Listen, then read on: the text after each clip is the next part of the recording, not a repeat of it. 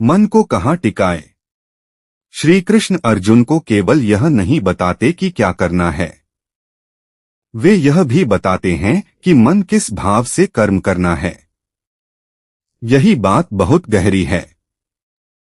कर्म करते समय अगर मन में केवल यह चलता रहे, मुझे क्या मिलेगा, तो कर्म धीरे धीरे सौदा बन जाता है। लेकिन अगर मन कहे, मुझे अपना कर्तव्य पूरी निष्ठा से करना है, तो वही कर्म साधना बन जाता है। सोचिए, एक मां अपने बच्चे की सेवा करती है। क्या वह हर दिन हिसाब लगाती है कि मैंने आज इसके लिए कितने घंटे काम किया और बदले में मुझे क्या मिला? नहीं, क्योंकि वहां प्रेम है। जहां प्रेम होता है वहां कर्म बोझ नहीं लगता। इसी तरह श्री कृष्ण चाहते हैं कि मनुष्य अपने कर्तव्य को केवल लाभ के लिए नहीं बल्कि सही होने के कारण करे। अगर आपका काम ईमानदार है, अगर आपकी नीयत साफ है, अगर आपने अपना पूरा प्रयास किया है, तो उसके बाद परिणाम को भगवान पर छोड़ देना कमजोरी नहीं है, वह मन की शक्ति है। क्योंकि इसका अर्थ है, मैंने अपना हिस्सा पूरा कर दिया, अब जो होगा उसे स्वीकार करने की शक्ति भी मेरे भीतर है। और शायद यही वह अवस्था है जहां चिंता धीरे धीरे कम होने लगती है। क्योंकि चिंता हमेशा कहती है, क्या होगा? लेकिन कर्मयोग कहता है, जो करना है वह अभी करो। चिंता कहती है, अगर मैं हार गया तो? कर्मयोग कहता है, पहले अपना सर्वश्रेष्ठ दे। चिंता कहती है, लोग क्या कहेंगे? कर्मयोग कहता है, तुम्हारा धर्म क्या कहता है? चिंता कहती है, मुझे सब कुछ अपने नियंत्रण में चाहिए। श्री कृष्ण कहते हैं, जिसे नियंत्रित नहीं कर सकते उसे ईश्वर को सौंपना सीखो। यही समर्पण है। समर्पण का अर्थ यह नहीं कि हाथ पर हाथ रखकर बैठ जाओ। समर्पण का अर्थ है, पूरा प्रयास करो, लेकिन परिणाम की जंजीर से अपने मन को मुक्त रखो। और अब इस उपदेश की सबसे महत्वपूर्ण बात आती है। अगर आप इसे समझ गए तो शायद आने वाले समय में आपकी कई चिंताएं आपको पहले जैसी बड़ी दिखाई नहीं देंगी। हार के बाद क्या करना है? मान लीजिए आपने पूरी मेहनत की, फिर भी सफलता नहीं मिली। आपने किसी रिश्ते को बचाने की पूरी कोशिश की, फिर भी वह रिश्ता टूट गया। आपने किसी सपने के लिए बहुत संघर्ष किया, फिर भी वह सपना पूरा नहीं हुआ। तब क्या करें? क्या खुद को असफल मान लें? क्या अपने भाग्य को दोष दें? या भगवान से शिकायत करें? श्री कृष्ण का उत्तर इससे बिल्कुल अलग है। वे कहते हैं, सफलता और असफलता में मन का संतुलन बनाए रखना ही योग है। ध्यान दीजिए, उन्होंने यह नहीं कहा कि असफलता को सफलता समझ लो। उन्होंने यह कहा कि सफलता और असफलता दोनों तुम्हारे मन के मालिक न बने। क्योंकि अगर सफलता मिली तो तुम अहंकार में चले गए, और असफलता मिली तो निराशा में टूट गए। तो दोनों परिस्थितियों में तुम्हारी शांति किसी बाहरी चीज के हाथ में चली गई। और जिस व्यक्ति की शांति दूसरों के व्यवहार या परिणाम पर निर्भर है, वह भीतर से स्वतंत्र नहीं है। इसलिए श्री कृष्ण का संदेश है, काम ऐसा करो कि तुम्हें अपने कर्म पर गर्व हो, लेकिन परिणाम ऐसा आने पर भी अपने आप को मत खो जो तुम्हारी इच्छा के अनुसार न हो। क्योंकि कभी कभी जिसे हम हार समझते हैं वही आगे चलकर हमारे जीवन की सबसे बड़ी सीख बनती है। और कभी कभी जिसे हम सफलता समझते हैं वही हमारे अहंकार का कारण बन जाती है। इसलिए परिणाम से ज्यादा महत्वपूर्ण है उस परिणाम के दौरान तुम्हारा मन कैसा रहा। अगर सफलता मिली और तुम विनम्र रहे तो वह सफलता तुम्हें ऊपर उठाएगी। अगर असफलता मिली और तुमने सीख ली तो वह असफलता भी तुम्हें आगे ले जाएगी। लेकिन अगर सफलता ने तुम्हें घमंडी बना दिया और असफलता ने तुम्हें तोड़ दिया तो दोनों ने तुम्हें कमजोर ही किया। याद रखिए, जीवन में हमेशा जीतना जरूरी नहीं। जरूरी यह है कि हार के बाद भी आपका मन हार न माने। और यही वह जगह है जहां श्री कृष्ण का उपदेश केवल अर्जुन का नहीं रह जाता, वह हर उस इंसान का हो जाता है जो इस समय किसी चिंता से लड़ रहा है। लेकिन श्री कृष्ण की बात अभी एक कदम और आगे जाती है। वे कहते हैं, कर्म करते समय मन को किस चीज में टिकाना है?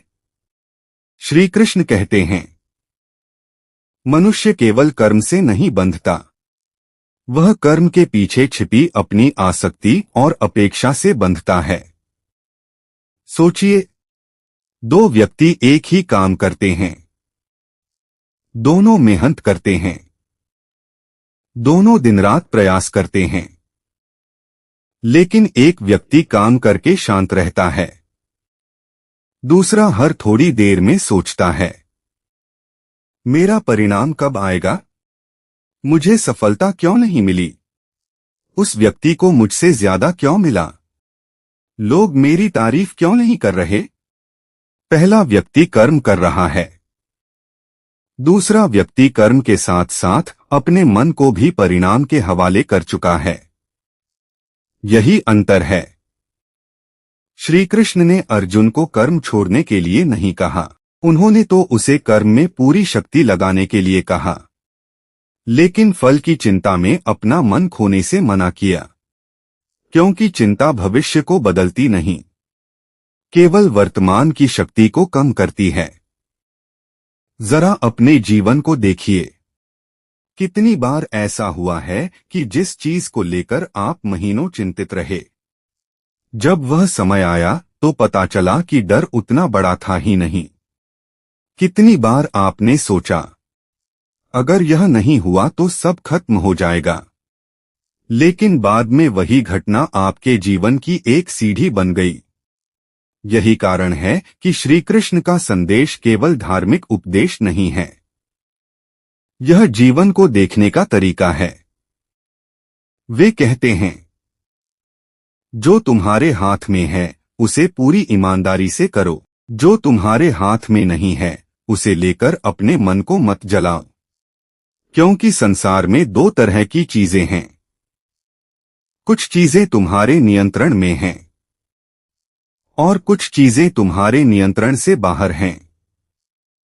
तुम्हारा प्रयास तुम्हारे हाथ में है, तुम्हारी नीयत तुम्हारे हाथ में है, तुम्हारा व्यवहार तुम्हारे हाथ में है, लेकिन दूसरे लोग तुम्हारे बारे में क्या सोचेंगे, यह तुम्हारे हाथ में नहीं।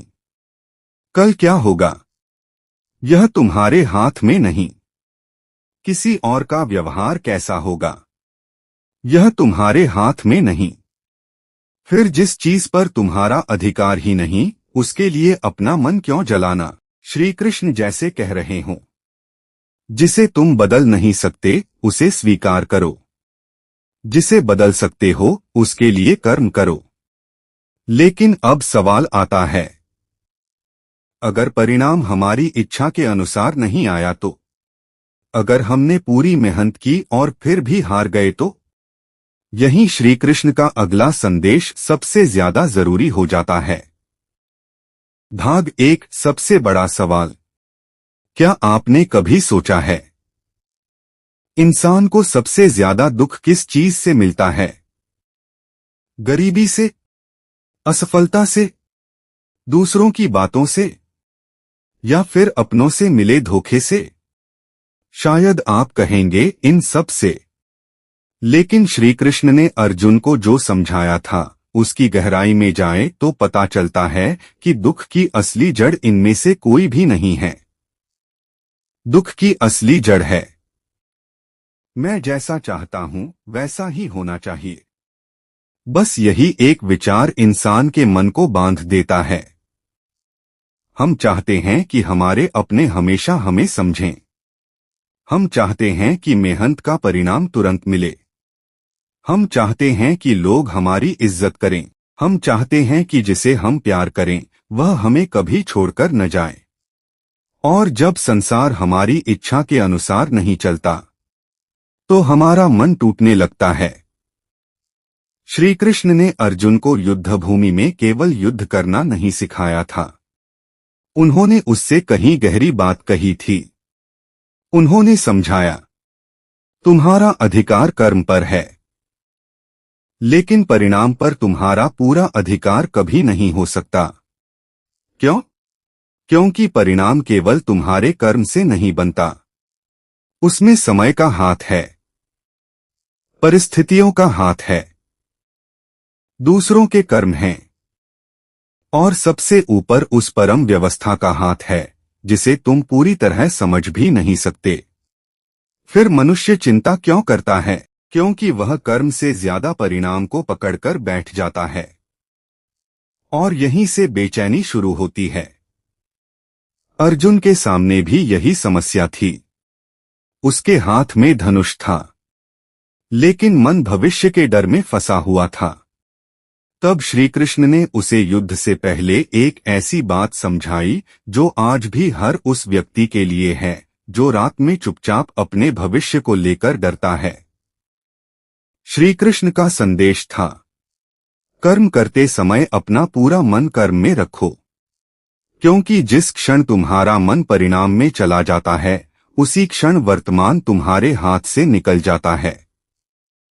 और याद रखना, जो व्यक्ति भविष्य के परिणाम को पकड़कर वर्तमान में जीता है वह आज को खो देता है, लेकिन जो व्यक्ति आज का धर्म पूरी निष्ठा से निभाता है उसके लिए कल की चिंता धीरे धीरे अपना प्रभाव खो देती है। लेकिन यह बात अभी पूरी नहीं हुई, क्योंकि श्री कृष्ण ने इसके बाद जो समझाया वही इस पूरे उपदेश का सबसे गहरा हिस्सा है। अंतिम संदेश। एक दिन जब जीवन में सब कुछ आपके मन के अनुसार नहीं होगा, जब कोई अपना आपकी उम्मीद के अनुसार व्यवहार नहीं करेगा, जब मेहनत के बाद भी सफलता देर से मिलेगी, जब कोई आपको समझेगा नहीं, जब आपको लगेगा कि भगवान आपकी परीक्षा क्यों ले रहे हैं, तब श्री कृष्ण की यह बात याद रखना, तुम्हारा काम रास्ते पर चलना है, हर मोड़ को अपनी इच्छा के अनुसार बनाना नहीं। तुम्हारा काम बीज बोना है। हर बीज कब पेड़ बनेगा यह तुम्हारे हाथ में नहीं। तुम्हारा काम मेहनत करना है। दुनिया कब तुम्हारी मेहनत को पहचानेगी यह तुम्हारे हाथ में नहीं। तुम्हारा काम सच्चा रहना है। दूसरे तुम्हारे साथ कितने सच्चे रहेंगे यह तुम्हारे हाथ में नहीं। इसलिए अपने हिस्से का कर्म पूरी शक्ति से करो। अपने हिस्से की ईमानदारी से पीछे मत हटो। अपने हिस्से का प्रेम सच्चा रखो, और जो तुम्हारे नियंत्रण से बाहर है उसे लेकर हर रात अपने मन को मत जलाओ, क्योंकि हो सकता है जिस देरी को तुम समस्या समझ रहे हो वही तुम्हारे लिए सही समय की तैयारी हो सकता है जिस रास्ते को तुम बंद समझ रहे हो वही तुम्हें किसी बेहतर रास्ते की ओर ले जा रहा हो। और हो सकता है जिस व्यक्ति के जाने पर तुम टूट गए हो उसके जाने के बाद ही तुम अपने वास्तविक स्वरूप को पहचानो। इसलिए आज से एक छोटा सा नियम बना लो। जब भी मन में चिंता उठे खुद से केवल 2 प्रश्न पूछना, क्या यह मेरे नियंत्रण में है? अगर उत्तर हाँ है तो चिंता मत करो, कर्म करो। और अगर उत्तर नहीं है तो चिंता मत करो, उसे ईश्वर को सौंप दो, क्योंकि दोनों परिस्थितियों में चिंता करने की जरूरत नहीं है। यही श्री कृष्ण की शिक्षा का एक अत्यंत गहरा सार है। कर्म में पूरी शक्ति, मन में समत्व, और परिणाम में ईश्वर पर विश्वास। और याद रखना, जीवन में हर चीज तुम्हारी इच्छा से नहीं होगी, लेकिन अगर तुमने अपने मन को साध लिया तो परिस्थितियां जैसी भी हों, तुम उनके सामने टूटोगे नहीं। क्योंकि जिस दिन मनुष्य यह समझ लेता है कि मुझे हर परिणाम नहीं चाहिए, मुझे केवल अपना सही कर्म करना है, उस दिन से उसके भीतर एक ऐसी शांति जन्म लेती है जिसे संसार की कोई सफलता खरीद नहीं सकती। और शायद यही वह क्षण है जब इंसान बाहर की दुनिया को जीतने से पहले अपने भीतर की दुनिया को जीतना शुरू करता है। हरि ओम। जय श्री कृष्ण।